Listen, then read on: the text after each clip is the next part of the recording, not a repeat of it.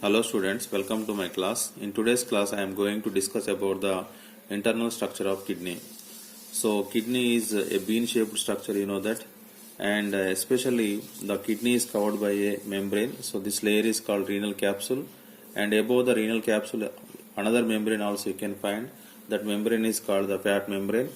The external portion of the kidney means the outer side of the kidney generally contains the cortex, and inside the medullary structures are present, and these structures are called the renal pyramids. Okay, right, we will discuss about the structure of the renal pyramids later. So before that we will see the supplying of the blood vessels. This is the large blood vessel which is supplying blood to the kidney is called a renal artery.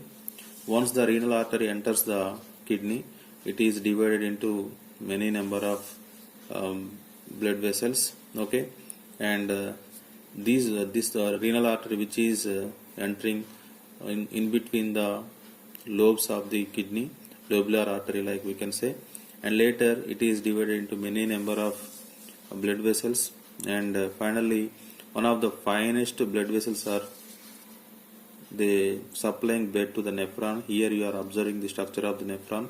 I will explain you later very clearly about this structure, how it is arranged in the kidney, right. At the same time, this artery forms into the vein, and all the venules they collect the blood from the kidney, and these venules again they form into renal vein, and it comes out from the kidney. Okay, right. Now we will see the structure of the pyramid. This is very important. If you can understand the structure of the renal pyramid, you understood the structure of the kidney entire structure, right. So this is a renal pyramid, and you know that this renal pyramid nothing but it is made by the medulla. Okay, so the terminal part of the renal pyramid is called renal papilla. This renal papilla, it opens into, so calyx. Here I have drawn the calyx. This is called the calyx. So the very important thing is this structure you have to understand very clearly, because this portion is called cortex and this portion is called medulla. In the cortex, the Bowman's capsule and the proximal convoluted tubule and the distal convoluted tubule are present. In the medulla, the loop of Henle and the collecting duct is present. So finally the collected urine is opened at the terminal part of the renal pyramid, which is called renal papilla, and from the renal papilla the urine enters the calyx. From the calyx it goes to the ureter. But here everyone should remember that once the renal artery is split into many number of the generally we say it as afferent arteriole. This afferent arteriole enters the kidney in this way. Here you can remember.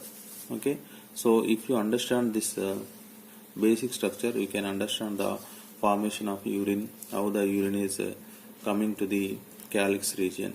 Okay, so this is the basic structure of the kidney, students. So this structure you should remember, which parts are arranged in the cortex and which part is arranged in the medulla.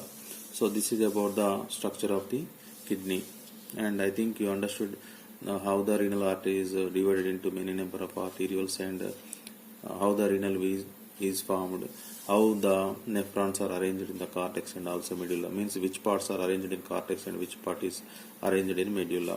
So students, keep watching my channel for more interesting science videos, and also if you didn't subscribe till now, you can subscribe my channel.